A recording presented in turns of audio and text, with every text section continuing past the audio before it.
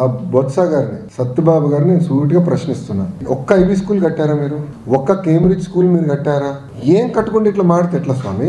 ఎక్కడుంది? Where is your school? Where is your IB school? Where is your Cambridge school? అయినా కట్టకుండా నేను reverse చేశాను డెసిషన్ అంటారేంటి? నాకు అదే విచిత్రంగా ఉంది. ఇప్పుడు సిబిఎస్ఈ ఎగ్జామినేషన్ సార్, ఇప్పుడు పిల్లలు రెడీగా లేరు. 90% పిల్లలు ఫెయిల్ అయ్యారు. 10వ తరగతిలో ఆడపిల్లలు ఫెయిల్ అవుతే ఆ వయసులో పెళ్లి చేస్తారు సార్. ఇక్కడ సోషల్ ఇష్యూస్ ఉంటాయి. ఇన్ని మేము గమనిస్తున్నాం. చాలా కేర్ఫుల్గా తీసుకుంటున్నాను నిర్ణయాలు.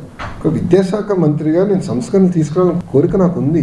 కానీ ఇక్కడ చాలా జాగ్రత్తగా తీసుకురావాలి. నేను పంచాయతీరాజ్ గ్రామీణాభివృద్ధి శాఖ మంత్రి ఉన్నప్పుడు చాలా స్పీడ్గా తీసుకున్నాను. ఎందుకంటే అక్కడ ఇన్ఫ్రాస్ట్రక్చర్ బిల్డింగ్, ఇక్కడ we're building the citizens of tomorrow. So వాళ్ళని చాలా కేర్ఫుల్గా హ్యాండిల్ చేయాలి, వాళ్ళని చాలా కేర్ఫుల్గా నర్చర్ చేయాలి. మేము తీసుకునే నిర్ణయాలకి చాలా సోషల్ ఇష్యూస్ కూడా రాబోతుంది. ఎన్ని పరిగణనలు తీసుకుని నేను నిర్ణయాలు తీసుకుంటున్నా. అండ్ ప్రతి నిర్ణయం నేను చర్చిస్తున్నా, యూనియన్స్తో చర్చిస్తున్నా, అదేవిధంగా ప్రజలతో చర్చిస్తున్నా.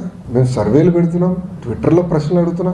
After discussion I'm taking decision. ప్రజలు ఓకే అందా నేను నిర్ణయాలు తీసుకుంటా. వాళ్ళు ఎందుకు కంగారు పడుతున్నారండి? ఇప్పుడు ఇన్ని సంస్కరణలు తీసుకొచ్చారంటున్నారు. సూటిగా సత్యబాబు గారిని ప్రశ్నిస్తున్నా. 13 లక్షల మంది పిల్లలు ఎట్లా తగ్గారో ఆయన సమాధానం చెప్పమనండి. 13 లక్షల మంది పిల్లలు తగ్గారండి. 13 lakhs 5 సంవత్సరాలు. I'm challenging him. He should answer.